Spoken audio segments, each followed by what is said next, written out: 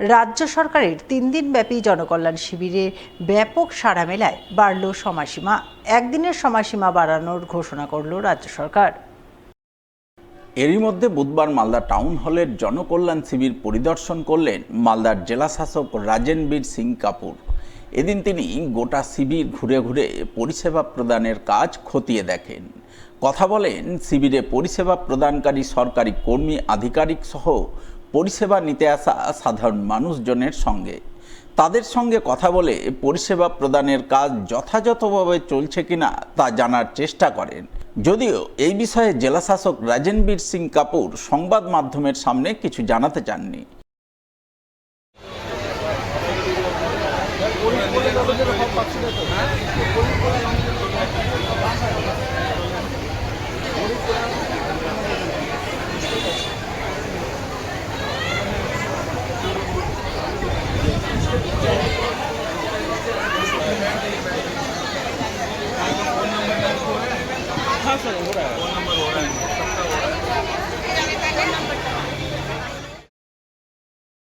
এবার কাটমানির টাকা ফেরতের দাবিতে আবাস যোজনার সুপারভাইজারের বাড়ি ঘেরাও করে বিক্ষোভ দেখালেন বেশ কিছু আদিবাসী পরিবারের মহিলারা।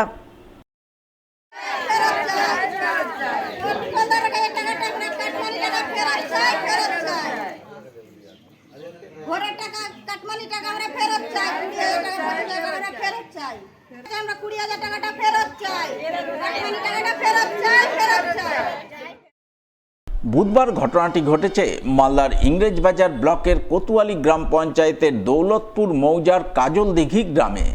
জানা গেছে কাজলদিঘি গ্রামে বেশ কিছু আদিবাসী পরিবারের বসবাস রয়েছে, যার মধ্যে 21টি পরিবারের 2017-18 সালে আবাস যোজনায় নাম আসে। তারা যথারীতি প্রথম কিস্তির টাকা পান, কিন্তু দ্বিতীয় কিস্তির টাকা ঢোকার আগে আবাস যোজনার সুপারভাইজার প্রদীপ হালদার তাদের কাছে 20 থেকে 25 হাজার টাকা করে কাটমানি দাবি করেন বলে অভিযোগ।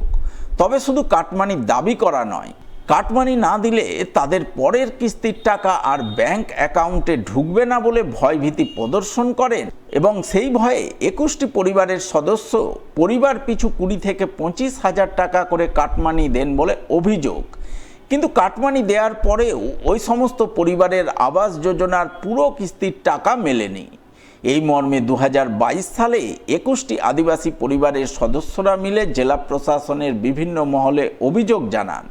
তবে অভিযোগ জানিয়েও সুফল মেলেনি। তাই রাজ্যে পালাবদলের পর বুধবার কাটমানির টাকা ফেরতের দাবিতে গ্রামবাসীরা সুপারভাইজার প্রদীপ হালদারের বাড়ি ঘেরাও করেন। তারা কাটমানির টাকা ফেরতের দাবিতে সুপারভাইজারের বাড়ির সামনে বিক্ষোভ দেখান। ঘরের টাকা ফেরত দিয়েছে প্রদীপ হালদার, ওর কাছে আমরা টাকাটা কাটমানি টাকাটা আমরা ফেরত চাই। কত সালের টাকা ধরেন? 22 সালের টাকা। কত টাকা না দিলে আমরা ঘর ঢুকাবো না বলেছে, ভয়ের কাছে আমরা দিয়ে দিয়েছি। কত টাকা করে দিয়েছেন? 20,000 করে দিয়েছি। কতজন আছে এরকম? 25-26 জন আছি আমরা। সবারই কাছে 20,000 করে। সবারই 20,000 টাকা করে নিয়েছি সবারই কাছ থেকে। কি বলেছে? কারোর কাছে বাকি নাই। কারোর কাছে বাকি নাই, সবারই কাছে। কি বলেছে? বলেছে এই টাকা 20,000 করে দিতে হবে, আমরা ঘর ঢুকাবো, আর টাকা না দিলে আর ঢুকাবো না। কারা বলেছে? প্রদীপ বলেছে, প্রদীপ হালদার। প্রদীপ কি করে, এমনি কি কাজ করে? কি করে, তখন মেম্বার ছিল, সুপারভাইজার ছিল। বলেছে টাকা না দিলে ঘর ঢুকাবো না। টাকা দিয়েছে 20,000 করে, আমাদের শাশুড়ির নামে ঢুকেছে, আমাদের নামে মানে 40,000 টাকা নিয়েছে। শাশুড়ির নাম কি? সুমি পাহাড়ি। আর আপনার নাম? শকুন্তলা পাহাড়ি। আপনার কাছেও নিয়েছে? হ্যাঁ, আমার স্বামী পেয়েছে, আমার স্বামীর কাছ থেকে। কত করে নিয়েছে? 20,000 করে। আজকে এখানে কি জন্য এসেছেন? আজকে আমরা টাকার জন্য ফেরত চাই, টাকার জন্য এসেছি। টাকা না দিলে আমরা এখান থেকে যাবো না। প্রদীপ হালদার বলে নাম আছে, আমাদের সুপারভাইজার করতো, সিভিক ভলেন্টিয়ার। উনি আমাদের গ্রামের সব গরিব লোকের আবাস যোজনা ঘরে এসেছিল, তো ঘরের টাকা কাটমানি সব টাকাগুলো ঢুকিয়েছে, টাকা কিছু কিছু টাকা মানে ভয় দেখিয়ে মানুষকে টাকা নেওয়া হয়েছে। মানে কারণটা হচ্ছে যে বলেছে যে টাকা না দিলে ঘর দিব না, আর বলেছে যে টাকা না দিলে এই টাকা ঢুকাবো না, এই বলে মানুষকে ভয় দেখিয়ে, গরিব লোককে ভয় দেখিয়ে টাকাটা নেওয়া হয়েছে। কোথায় কোথায় কমপ্লেন জানিয়েছেন আপনারা? ভিডিওতে জানিয়েছি, ডিএমএ জানিয়েছি, তার আবার এমপিকেও দিয়ে জানিয়েছি। কত সালে ঘরেটা? 2022 সালে। ফেসবুকে দেখতে পাচ্ছি, খবরে দেখতে পাচ্ছি সব জায়গায় ফেরত টাকা ঘুরিয়ে দেওয়া হচ্ছে, তার জন্য আমরা এই আবেদনে নামি।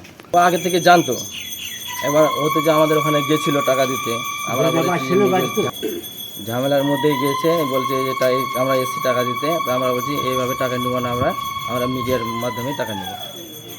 ও টাকা দিতে চেয়েছে আবার? টাকা দিতে চেয়েছে কিন্তু সম্পূর্ণ টাকা দেয়নি, দিব বলে আবার চুপচাপ থেকে গেছে। আবার যখন আবার এরকম কতজনের কাছে টাকা নিয়েছে? প্রায় 20-25 জনা। কত টাকা করে নিয়েছে মোটামুটি? 20,000, 25,000, যার কাছে যেরকম পেয়েছে তার কাছে সেরকম নিয়েছে টাকা। ঘটনা প্রসঙ্গে কোতোয়ালি গ্রাম পঞ্চায়েতের বিজেপির পঞ্চায়েত সদস্য অসীম বারুইকে ধরা হলে তিনি বলেন, যে সমস্ত পরিবারের কাছে কাটমানি নেওয়া হয়েছে তাদের নুন আনতে পান্তা ফুরোই অবস্থা, তাই তাদের টাকা ফেরত দেওয়া উচিত। প্রশাসনের উচিত গোটা ঘটনার সঠিক তদন্ত করে প্রয়োজনীয় পদক্ষেপ গ্রহণ করা, যাতে গরিব মানুষগুলি তাদের কষ্টার্জিত টাকা ফেরত পান। এটা তো পুরোপুরি প্রশাসনের দেখার দায়িত্ব। আমরা আশা করব যে এই বিষয়ে প্রশাসন একদম নজরটা সুন্দরভাবে দিক, কেননা এরা হচ্ছে একদম আদিবাসী গরিব অধ্যুষিত এলাকার এরা মানুষ। এরা হচ্ছে দিন আনে দিন খায়, এরা কাজ না, আজকে যদি কাজ না করে কালকে এরা খেতে পারবে না, এইরকম। তো এই সমস্ত পরিবারের কাছ থেকে এরা যে 20,000, 25,000 এই যে টাকাগুলো নিয়েছে, এটা তো অন্যায় না, এটা চরম অন্যায় হয়েছে। তো এর প্রশাসন দেখবে এর কী ব্যবস্থা নেয়। আপনার হচ্ছে কোতোয়ালি গ্রাম পঞ্চায়েতের দৌলতপুরের কাজলদিঘি এলাকার গ্রামবাসীবৃন্দ, এরা সমস্ত আদিবাসী পরিবার রয়েছে, এই সমস্ত আদিবাসী পরিবারের কাছ থেকে এই টাকাগুলো নিয়েছে। যদিও এই বিষয়ে অভিযুক্ত সুপারভাইজারের তরফে কোনো প্রতিক্রিয়া মেলেনি।